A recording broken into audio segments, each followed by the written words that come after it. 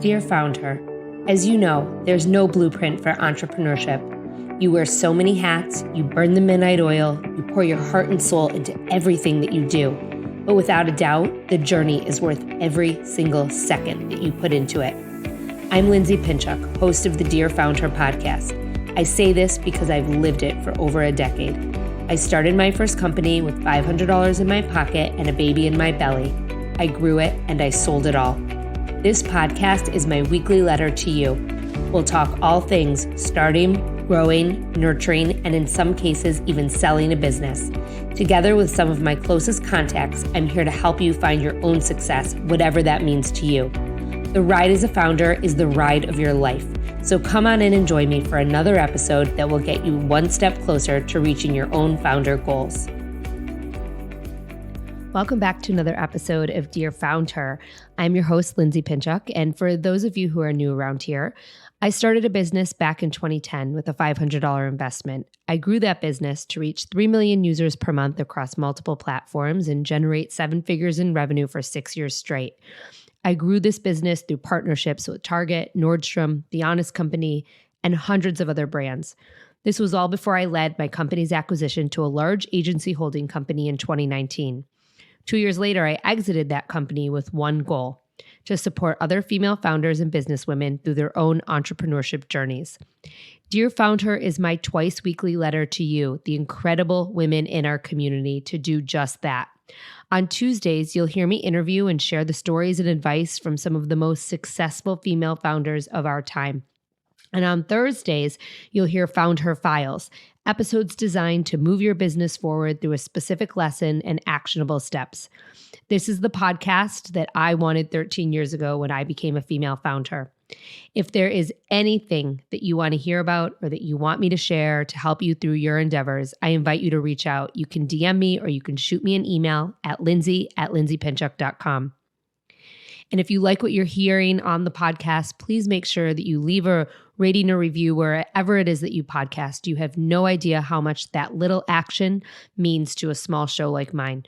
That little action helps us to get discovered, and it helps us to spread the knowledge and wisdom that we share here each and every week. As we explore the theme of how to start and succeed in your 2.0 this month, I'm very excited to share with you today's guest, Kathryn Janicek. Kathryn is a 3-time Emmy-winning media and public speaking trainer. She uses 2 decades of experience as a former TV executive, producer, and spokesperson to transform clients to help them connect with their audiences more effectively online, on air, on stage, and in videos. She founded Kathryn Janicek Productions in 2015.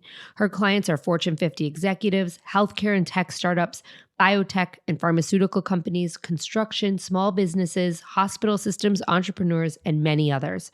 Not only is Kathryn my friend, but she is also a client. And knowing what I know about Kathryn, she's just getting started. Please come on in and meet my friend, Kathryn Janicek.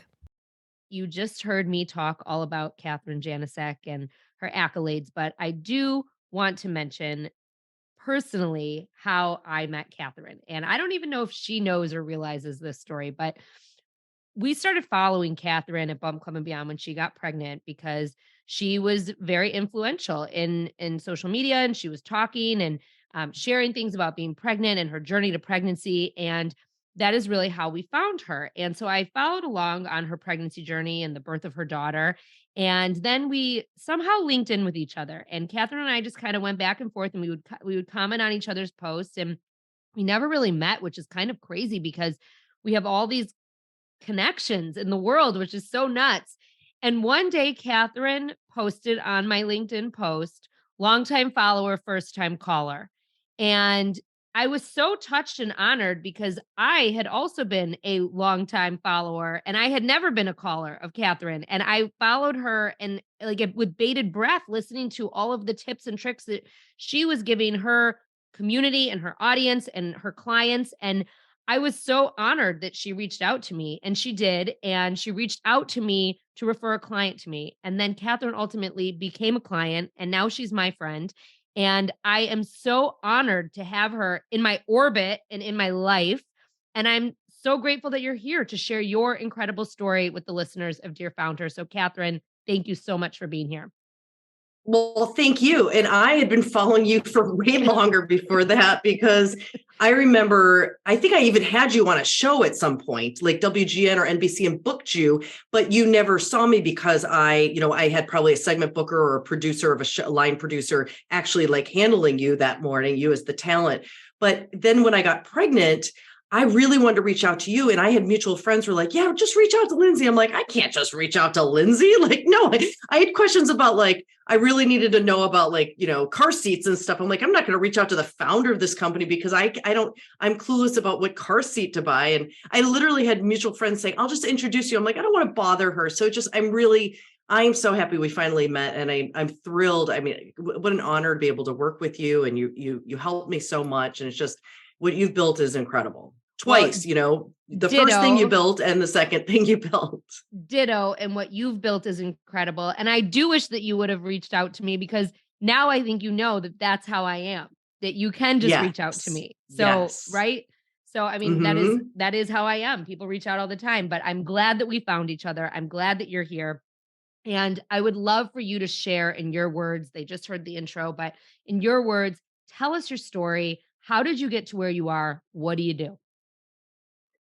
I was, first of all, I was one of those very few people who knew what she wanted to do, probably from junior high, late elementary school. I was on the newspapers in junior high, and in high school. And then I went to college for broadcast journalism. And I went, I moved all around the country working at television stations as a producer, an executive producer. I dabbled in a little bit of reporting, and I was not very good at that. When I was about 21, 22, and I used to get just petrified in front of that camera. I'm like, you know what? Management is my thing. So moved all around the country. And then I ended up in Chicago working at WGN and NBC Chicago. And then as a VP of news for a network that went national.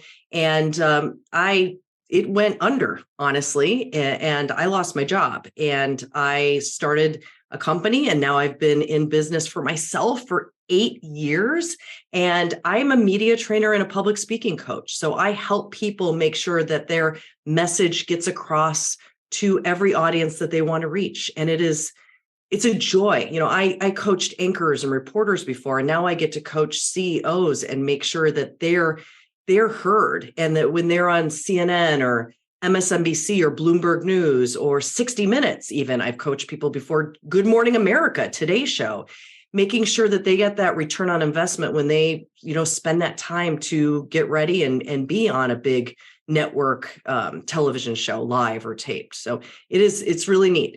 I feel like I have the best job in the world.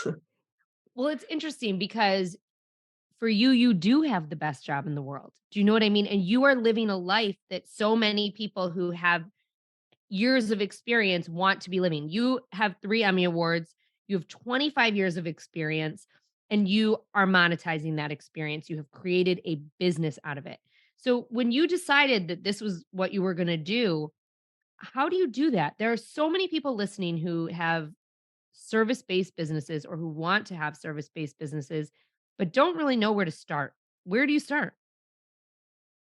Well, I followed the demand. I knew that I had this one I should check myself because I had lots of skills, but I didn't know. When you're in one career, you think, well, this is all I can do. So I can only go and be an executive producer in New York or LA next, because that was my next move coming from Chicago, because Chicago is the 3rd largest market. So for me, naturally, it would have been to go to LA or New York. But for anyone listening to this, I'm going to tell you, kind of paint a picture of where I was at in my life. I was 37 years old.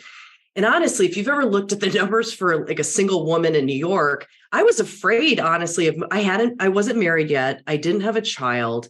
And I had this fear that if I went and chased that career in New York or LA, I know this sounds really weird, but I actually made this decision that I wanted to stay home in Chicago. For the first time in my life, in my career, I had a home base. I was in Chicago for like 10 years by then. So I had really strong friends. I had a great network, and I didn't want to pick up and move again at 37 years old. And I felt like since I had this home base, like maybe I would get married and have a child, whatever it was. But I literally just kind of put out a shingle and said, I'm a media trainer. I have 20 plus years of experience working at television stations, coaching CEOs before and big celebrities before they get on my shows. I can do this for you. But then what happened was CEOs and C-suite folks would say, my gosh, what you do with this media training, you could coach my sales teams or my entire company when it comes to public speaking skills. And then those CEOs would say, I've got a speech in Copenhagen at a conference, or I've got, this going on, and I've got to be on a panel. Can you coach me for this? So I honestly just followed demand. It was like literally taking my high school macroeconomics class, like just follow the demand. The demand was saying, Kathryn, can you do this? So I would say, yeah, sure, I could do this. Had I ever coached anyone before a TEDx talk before that moment or before Shark Tank or something? No, but I just said yes. And because I knew, it's like a television show. I can do this. In television, my job was to make sure that I could keep an audience for 30 seconds more, one more minute, past that commercial break. And it's very much like keeping someone during a podcast or keeping someone entertained when you're doing a 45-minute speech for your, annual meeting. It's very similar. So it was just, I guess, having courage and confidence that I could do it. And then I would do it with success, and they would refer me to other people. So most of my business is honestly just referrals because people had success and they told, 3 or 4 or 5 people. And then now I'm bringing on more media trainers and more public speaking coaches because we have too much business for just me to handle. Right. So that's how we're expanding. So one of the things that you just said is you had lots of skills and you could do lots of things. And I think that that's a trap that a lot of us fall into. And I know when I first started my 2.0, I kind of listed out all these things that I could do. And it was a lot of things, but you really do have to like hone in on that like one thing, at least when you first go out and market yourself. Would you agree? Or like, do you think that you should go out with a blanket statement? How did it work for you and how did you ultimately translate that into success? I mean, you said you followed the market, but at the same time there were certain things that you did better than others. You're absolutely right. At WGN TV in Chicago, when I was there, it was the beginning of social media. So I was one of the first voices in there saying, we've got to be on Twitter and we've got to, we have to tell people that we're on air right now or breaking news has to be on. It was literally just Twitter and I think Facebook.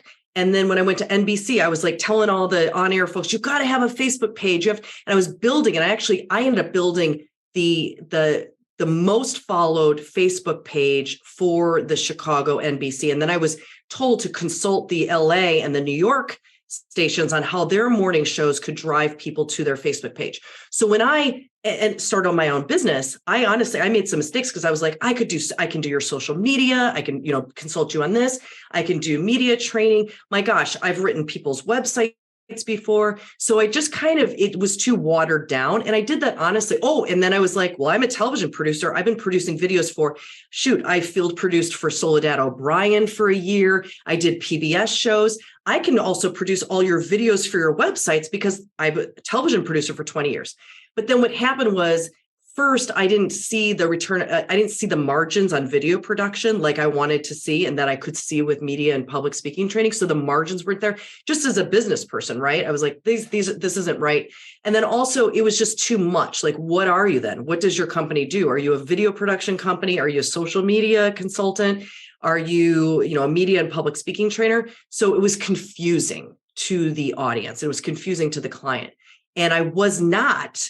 To do social media, you've got to be in it every day and be an expert and be following, the trends. And I couldn't keep up right after I started my own company. So I really had to follow one path. And that's when more and more clients started coming. That's when our margins were much, much better. That's when our gross revenue really just started doubling every year, is when I focused on one thing. And that was media and public speaking training. And I got rid of all the video production, all the other stuff. Hi guys, it's me, Lindsay. I'm not sure if you're aware, but over the last 9 months, I haven't just helped big enterprise brands on their marketing efforts through my consulting firm. I've also helped over a dozen women, small business owners, in launching their companies, building their brands, and to tweak what wasn't working. I've been building and growing brands for nearly 25 years, but I've forever used one method to build my own brands and that of my clients and students. My signature suite method utilizes social media, your website, emails, events, partnerships, and publicity to generate and execute cost-effective, community-centric marketing strategies. If you're looking for that added layer of guidance, please reach out. There's a link in my show notes. Book a call with me and let's see how I can help you. I can't wait to meet you and learn about your business. Now back to the show. So let's talk about something that no one talks about. And you don't have to give numbers, but how do you know what to charge? Because that is, I think, the biggest struggle for a service-based business, a consultant, trainer, coach. What do I charge? And how do I make that determination? You don't know.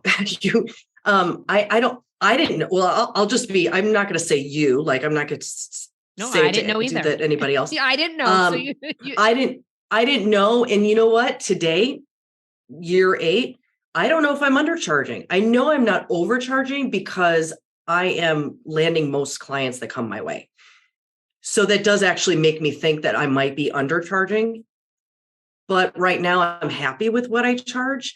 I know I was definitely undercharging in the first couple of years, but no regrets. You know what? I needed to build a business. I needed to build a name.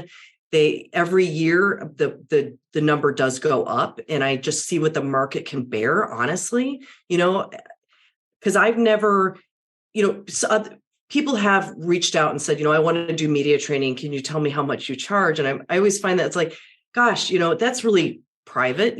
That's something I don't put on my website. I don't make public.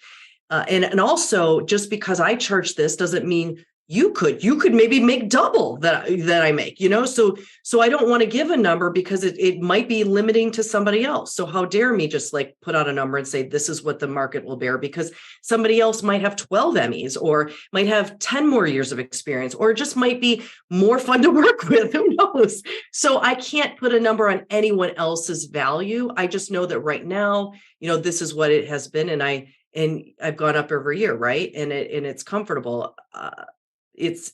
But honestly, nobody teaches that in school. Right. And when I first started my company, I asked a couple of my mentors, I said, should I go get an MBA? Because I know nothing about this. Like, how do you do payroll? How do you should I use QuickBooks? It was very overwhelming, and you make mistakes as you go. I've definitely spent extra on things that I should not have bought. I've definitely burned cash, in the first couple of years. Gosh, this year, maybe sometimes hiring the wrong people or whatever it is. But you don't know until you get some yeses or nos, really, honestly, right? That's such good advice and I would say the same thing. I mean, I also asked mentors of mine and people in the recruiting space, like, am I charging the right amount? Is this what do you think? And it's really just throwing out a number and seeing if someone's going to pick it up and pick you up and hire you, right? And then be happy with what they hired. So, I mean, it's very good advice. And that's why I asked it, because I know there's no answer. And I want you to validate what I say all the time, because you have such a successful business and you are happy, which, I think that's half the battle for all of us, is finding the sweet spot of happiness, right? Right. And you want to make sure you price yourself in a way where when you then have the project that you're excited about, that you don't resent because you gave too low of a number. Yep. And then it's a hassle, right? It's just like a job. I definitely think that I probably will go up, at some point for sure, but I feel great right now. I feel like my clients are very happy with the results. I mean, I know they're very happy with the results, and I'm happy with it's a win-win, right? There's no loser. I feel good about what I'm paid, and they feel really great about the results. So that advice awesome. alone is a huge takeaway for everyone who's listening. Like that, what you just said, it's a win-win. I am happy and they're happy. And that is really where you want to be. Now, you've grown this business. It's been 8 years. You have a lot going on. And I know that just from working with you. What does your team look like? Who helps you? I have a couple full-time people. I have employees, right? You can't do this by yourself. And I had advice not early on, but probably 4 years ago, from people who said, if you can hire, you will double your revenue. Someone specifically told me, I'm not saying that every company is the same, but it definitely happened. I am so happy that I had the right team in place when the pandemic hit, because we didn't lose business. We actually started, the first year of the pandemic, we were up 50%. Then we were up another 50. And then this year we're up 100% over last year. So it was, or it's 50 and then 100%. I can't remember how many years we've been in this pandemic for, like 500 million years right now. So all I know is we're up 140% this year in 2022. But I would not have been able to keep up and do it unless I had hired people, right? So I have a client success manager. I have a virtual assistant. I actually have 2 virtual assistants. I have, a personal assistant. You have to have people because, well, one is I can't work 16 hours a day. I used to definitely do that, but I now have a 3-year-old who I want to be done with at 5 o'clock, or I want to be done with work at 5 o'clock so I can be her mom. And I want to, be an attentive partner, wife, all that good stuff. So it's not a good life to be working 16 hours a day. But and also when I'm training a client, they're answering emails, right? And they're keeping things going. You need a good team. That I will agree with. And I cannot wait till I'm in a position to hire a good team as well, because I agree with you. And oftentimes when you pay your team first, to your point, you then supersede the amount of money that you're making. So, right? I could not go after the kind of business that we're going after right now if I didn't have a strong team. Yeah. Year 1, year 2, like I was creating the PDFs that I would say, someone would say, do you have 6 tips on what do I do right before I get on camera? So then I'd be the one who's like in Canva, designing them on graphics, putting the graphics together and then sending it out. But I can't then go after, new business emails that come in if I'm creating things, graphically on Canva. That just doesn't work.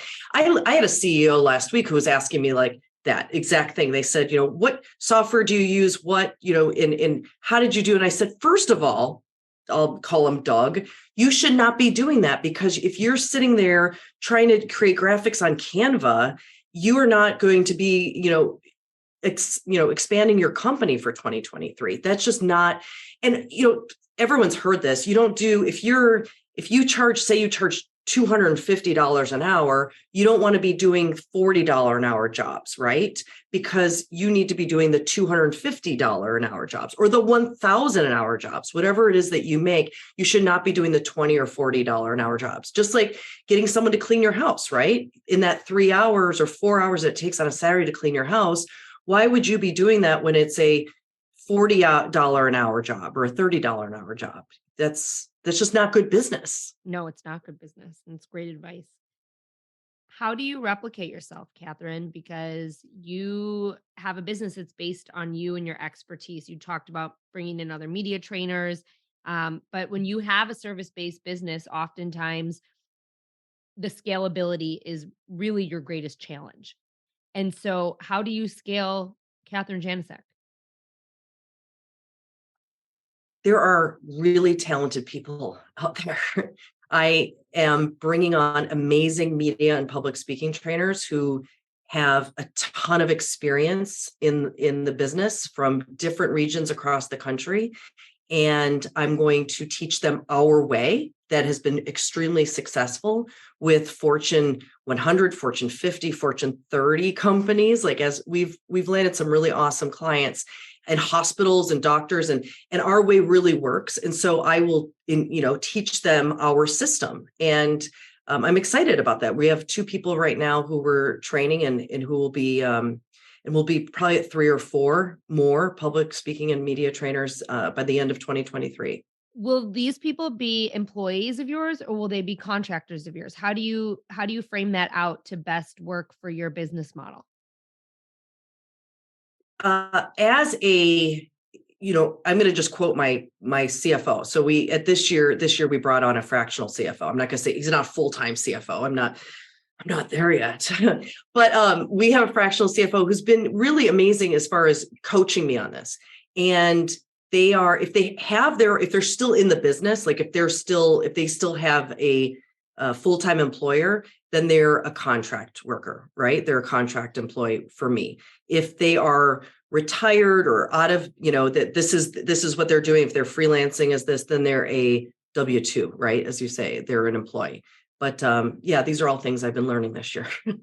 Well, no, and I'm so glad that you're being so honest about this, because these are all things that we as business owners learn. Like, you didn't come into this knowing what a 1099 and a W-2 was and how it impacts your bottom line, but that's something that you looked to this fractional CFO to help guide you on, and now you know, and not to say you're doing it because you have the fractional CFO, but you have the knowledge now. And that's so important as someone who starts a business, to ask and to get that knowledge so that you can better your business and grow your business. I look back when I was in my 20s and I was out there getting stories, right? I'm getting sound bites from a Decatur soybean farmer or someone who runs this, is a stock expert for soybeans or something. And I remember when I was 22, 21 years old, and I was always afraid to ask questions because I was there to ask questions, but if they said something that was over my head, I remember just being afraid to look dumb. And that actually hurt the story because I didn't have a very clear understanding of the story. And so then I couldn't tell the story in the way it needed to be told. And I always look back at that as just something that I've learned that you just can't do. And especially when you own a company, the more questions you can ask and not be afraid of the numbers. I was in a program 4 years ago. It's called 10,000 Small Businesses, and it's run by Goldman Sachs and Wharton. And I remember just sitting there, 22 founders, 22 CEOs sitting there, small business owners. And I was afraid to ask the questions. And here are these amazing experts in the room. But I'm at this point right now where I'm not afraid. If I hire, a fractional CFO, I sit there and those guys, they're working because I keep them over sometimes our meetings because I'm just asking them so many questions. I want them to show me the numbers. I don't want to ever be that person who's like, oh, I've got a bookkeeper who's doing that. I trust she's got it. Or I have this fractional CFO who's going to make sure that my numbers are good and that my taxes are paid and I'm paying the right amount and all that good stuff. I want to have a really good understanding of it so I can make more money or I can have better margins. You know what I mean? I don't want to just have a great gross, I want to make sure that I have a great net. And I also want to make sure I've more than that. So I can my big thing is I just want to employ more people. Like I want to create more jobs. That's the coolest thing about being a business owner is somebody this year was able to buy a house because she had a very good income from what I had created. And I wouldn't have that if I was still working at a TV station. And I only bring that up as a TV station because that's all I know, right? For 20 years working at TV stations.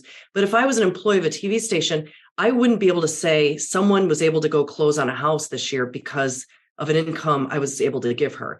And I'm going to create a maternity leave for her in May because I don't have one now, but I'm going to be able to construct some kind of cool maternity leave. But I wouldn't, but I ask questions. I ask a bunch of other business owners, what does your maternity leave look like? What is what's not the minimum, but what does someone want? Is it 8 weeks? Is it 9 weeks? Is it 3 months? What do people need? What kind of health insurance should I offer my employees? But I have learned to go back to journalism and just ask a ton of questions because I won't know. And we can't act like we have the answers. We have to really ask a lot of questions and the questions and the answers you get lead to success. I mean, it leads to success on your end. And for you with this employee of yours, she's a long-term employee and you want to keep her. And so you are asking the questions to keep her and make her happy. So she wants to come back after she has the baby, right?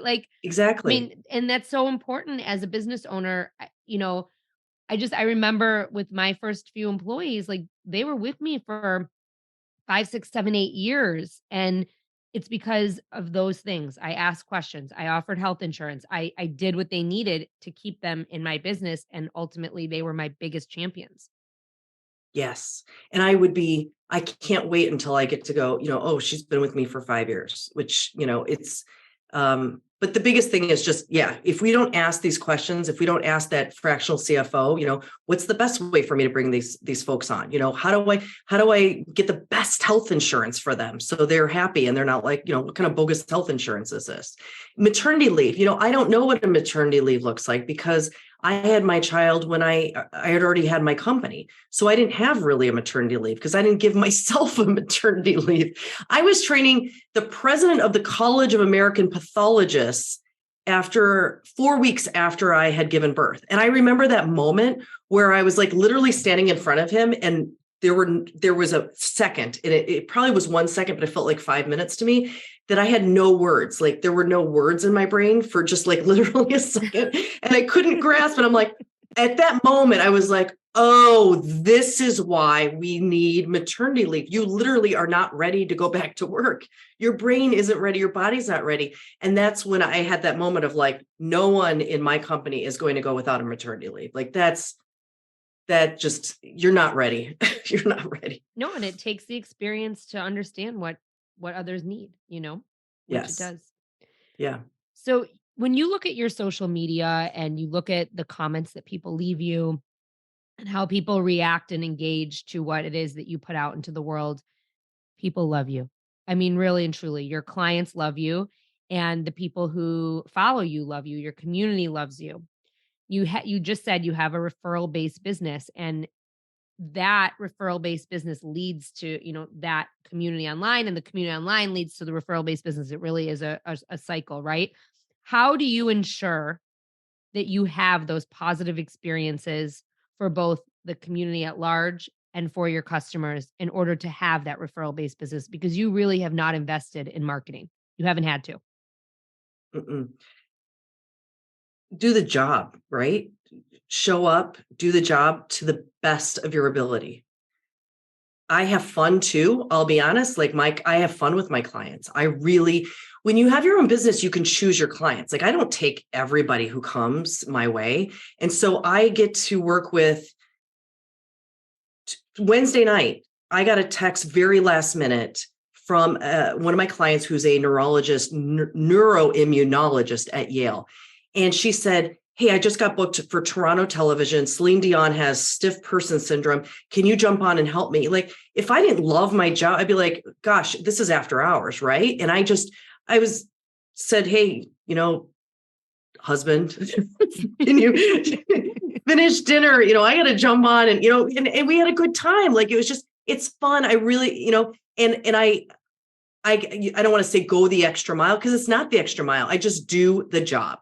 What does the job need? I do the job, and I don't stop until the job's done. I guess, and that's how you get success and have a good time, and you can have a good time when you get to pick and choose who your clients are, right? And when you enjoy being with them. And I enjoy all of my clients. I feel really lucky. I feel really lucky. What's been the biggest struggle in growing this business? Sometimes it's trusting your gut. I think when you're hiring people, when you are trying to price something, I'll just mention one thing because there's a lot of things. I think, I want to go back to that pricing thing because sometimes you sit there and you put a number down and then you change the number, right? And you're literally valuing yourself at that moment. It's kind of like if you weigh yourself every week, or if you get on that scale, you're literally like, what is my worth? Like every time you put that number on a proposal, I sometimes sit there and then I'll go and delete a number or delete a zero or whatever. And I'll be like, and I actually have someone on my team who sometimes will sit there on Zoom with me and say, Kathryn, I see what you're doing. You're devaluing yourself. Don't change that number. This is what you're worth. And usually they say yes. It's like, but I think the biggest struggle is not undermining yourself, like not devaluing yourself, not giving yourself, making sure that you remember your value and what you bring, because sometimes you just want to get the deal or you want to please someone, you just want them to like you, right? I want you to work with me and like me. But at the same time, you've got to make sure this is a business, right? And this is what this is worth. And you've got to put the number down that it's actually, what is the value? And honestly, the value is far greater than the number that they're ever paying. These folks go on and they get so much business after they knock it out of the park on stage, or do an incredible sales webinar, or whatever it is, or, are on MSNBC or Bloomberg. They see that value for years to come. But sometimes it's really hard to put that number down, and because we sit there and we just second guess ourselves. Today's episode is brought to you by Hivecast, an amazing agency providing high-quality podcast production made simple and affordable. I hit the jackpot when I came across Hivecast. As I pieced together services from contractors all over the web initially to help me with my podcast, Hivecast was everything that I needed all in one place. For just $500 per month, they not only produce and edit 4 episodes, but they also create the marketing assets. Emma, my account manager, is amazing, making sure that I'm on task and that we can schedule episodes regularly and by my deadlines. Honestly, the time saved working with Hivecast is worth at least triple what I'm paying. Their sister company, Fireside, offers other marketing services for small businesses, including social media management, Facebook and Instagram ads, search engine marketing, and so much more. Again, all at a rate palatable by a small business owner. The best part, there's no contract. You can purchase their services as needed on a monthly basis. Use the code FOUNDHER and save 50% off your first month of services. Give them a try. The decision to outsource this part of my business has surely saved me a ton in the long run, and it was the best decision I've made for my business. One of the things that you and I talked about before we hopped on was this management of authenticity versus following societal norms, because there are societal norms when it comes to presenting yourself in public. But to your point, when we were talking, there's this whole, movement right now that everyone needs to show up authentically as themselves. So how do you kind of walk that fine line with your clients, and what is the advice that you give to clients? Because a lot of people who are listening today are very visible on social media. Many of them are struggling with how to put themselves out on social media, which goes along with what you do every day. It's video, it's being in the public eye. How is it that you tell your clients and direct your clients to kind of straddle the horse here? I battle sometimes with what I do for a living, because I'm a media and public speaking coach. So I walk in a room and sometimes I'm telling a president or a CEO to do something or dress a little differently or change their body language or their facial mannerisms or the way that they breathe or speak. And it's honestly just because there are societal norms where I didn't create them, right? Or subconsciously, this is how you are perceived when you furrow your brow. Oh gosh, are you mad at me? Are you, am I in trouble? That's what someone you manage might think when they walk into a room and you are doing that with your face. And it's not that I am saying this, it's just, this is our caveman, what we do, how we think about you when you do that, right? So I do battle it, and I want to be myself every day, but I also know, I always give this example. I was born with a really barky voice, and it sounds like I'm mad. If I just talk in my normal voice, it sounds like I'm really mad all the time. When I was in second grade, I had boys that would ride by my house and call me man voice, because I've literally had this voice since I was in second grade. Well, guess what, Kathryn? I have too. So, right? And yes, I've had a deep, raspy voice my entire life. And that's me. But I've learned that when I want to get something out of someone, like on the phone, I had an unpleasant experience somewhere and I'm trying to ask, for something, I have to smile. And that's just, I know I'm going to get more out of somebody if I smile when I'm speaking. And the sound of your voice changes. So it is something that I'm so well aware of, that I'm literally telling men and women to tweak something about themselves and not be exactly how they may feel like they need to be, but it's all about adapting your communication skills so you get what you want out of that meeting or out of that speech or whatever it is. So I like talking to you about that, because it is something I battle, because I struggle with that. I'm literally telling someone, but I do tell the clients, I say, gosh, this isn't so, trust me, I wish I could tell you that you could have nails, that are 3 inches long, But you know what? If you had yellow nails that are 3 inches long and you're doing a Zoom call or a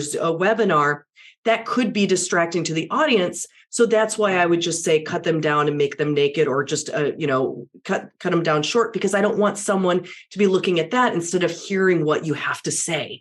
I want to make sure that you're seen and you're heard and you're remembered in the way that you want to be seen and heard and remembered, right? How do you change that direction when you're talking to someone about showing up on social media? Because it's definitely a different approach, right? Like showing up on social media is, for the most part, I would say more casual than showing up on a stage or showing up in a boardroom. So would your thought process be different there? If if you're I'm it putting you depends. to work right now. Yeah, I know. It depends on what your role is. Like what, not even just what your role is now, but who you want to be in a year or 5 years, If you yeah, I mean, I've had to come in and tell people to, gosh, you're going out for this residency. You're here because you have failed, in the past to get your this I've coached some doctors and they are trying to get a residency and they have failed. And then they come to me and they're like, please coach me before my next interview because I really need to land this. Okay. And then I look through their social media and they've got a bunch of stuff that just might not be something that they want to show off. Right. So I tell them to delete all that stuff. It might be, and I'm not saying that's not why they got the job, but like, why have that distraction there where, it could be smoking a joint or having drinking beers and they're all over, or passed out on a couch, whatever it is. Why have that distraction if you are supposed to be showing like this healthy, image of a doctor, right? And you're going out for this job. So social media, it might be a little different, but I don't really see it being very different. It should reflect upon who you are and the perception that you want to give, right? What about though on social media, like when like you show up as a person, like, how you and I go into our stories, like that's a little more casual than it would be giving like a keynote speech, right? Sure, absolutely. I And mean, people want to see all those layers of the onion anyway, right? They want to see that I've had CEOs who I've had to tell, literally this happened a couple of weeks ago. He said, I never post on LinkedIn, or I just post like articles. And I said, well, you know what? Your daughter just won a major state tournament on Sunday. And I only knew that because he was live, on our Zoom call in that city. And I said, that's a great post, like that you're a proud dad and that, you show a picture of her. She was a goalie and she is a goalie and the whole team, like, on top of her, and like, just say, I'm a proud dad and congratulations to all the teammates and can't wait to see what next year looks like. That was the highest engagement post on LinkedIn that he's ever had. And it was perfect. It wasn't really off brand at all. It was totally on brand. He's a CEO, but he's also a father of a 22-year-old or 21-year-old college athlete. So it's perfect. But people do business with people. They don't do business with a logo or a company, name. thank you for saying that. Right. And so, and honestly, and that's why I try to get CEOs to actually show up on social media, because of the fact that, if I'm looking and say I'm looking for a job and I see that the CEO is that cool, that he's talking about his daughter and he's so proud, I'm like, I want to work for that guy. I want to work for that woman, That's why it's so important, showing all those things. Well, and I was just going to say, showing up everywhere and showing up consistently everywhere is what makes people drawn to other people. I mean, that's what draws them in, right? So Yes. to your point, like, yes, you can be on a stage. I mean, it's very similar to what you just said to me at the top of our conversation. Like you said, I did not think I could reach out to you. And I didn't want to reach out to you. You were the founder of this company, but like, me now and you see me now on social media. And it's the same thing for any big CEO. They can't just show up on the stage and then not show up anywhere else. They have to Right. present consistently, Yes, right? absolutely. Yep. So I know that you have a lot going on. You have a lot in your pipeline. And I would love to give you the opportunity to tell everyone listening what's coming up for Kathryn Janicek Productions, because there's going to be a lot of opportunity for people to take away your content and to work with you on various levels. And you just have a lot that people can benefit from.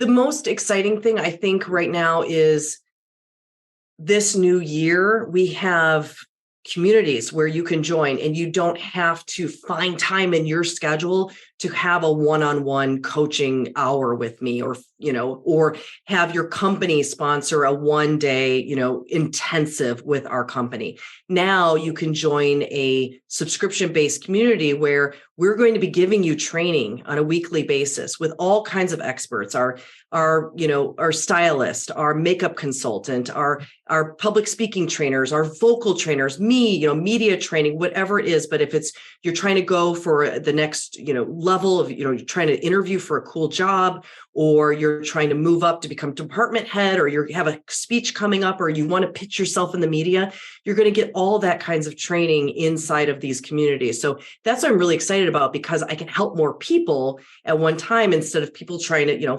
find time to meet with us. So it's going to be also a lot less expensive too, to be in one of these communities. And I just think that I'm really, really excited about the opportunity to be able to help more people worldwide, and also those folks to be able to meet each other, right? Like-minded people who are really looking for this kind of skill set to level up their careers. And I'm really excited about this new virtual reality class that it's on Oculus. Like now I'm the first ever. It's just crazy to me, honestly. I'm the first public speaking and media coach on virtual reality ever. And we shot the class a couple months ago, and now it's on Oculus, and you can just put on the goggles and it's like 7-module class on public speaking training. And whether, whether you're going out for your first job, or you're going out for, to get to a director level or VP, or you're interviewing for partner, you're going to get some incredible skills there, and at your own time, right? On demand, instead of feeling like you got to find it in your schedule to get me out to where you are. We're going to make sure to link to that in the show notes too, so that people can find it.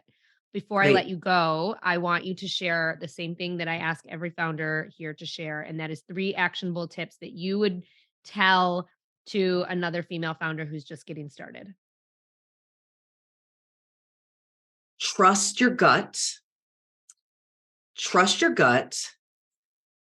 Get a good CPA who comes highly referred. Like, don't just find someone, but make sure that other people have had success with them. And take time for yourself, because if you're frazzled, you're not going to think clearly, and then you'll make mistakes. There's a ton of other things you should do. But if you're not doing that, everything else goes to pot. Like, you've got to make sure that you're taking time to meditate, work out, whatever it is, because the more overwhelmed, and you're going to be overwhelmed, but the more that comes at you, you can't handle it if you're not taking care of yourself. Kathryn Janicek, founder of Kathryn Janicek Productions, thank you so much for being here, for sharing your story with us, your knowledge and your wisdom. And I would encourage everyone to follow Kathryn, because the tips that she gives on LinkedIn and on Instagram and in her communities this January are invaluable to any professional out there. So thank you so much for being here. I so appreciate it. Thanks for having me. Are you kidding me? It's Lindsay. Kathryn is incredible, isn't she?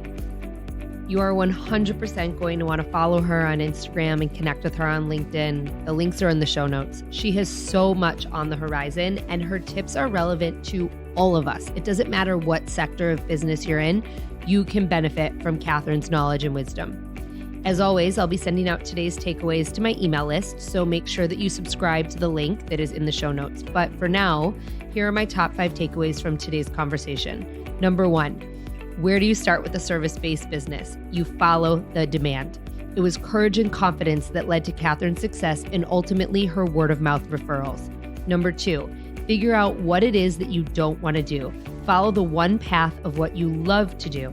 That is when more clients will come. That is when gross revenue will increase and when your margins will go up.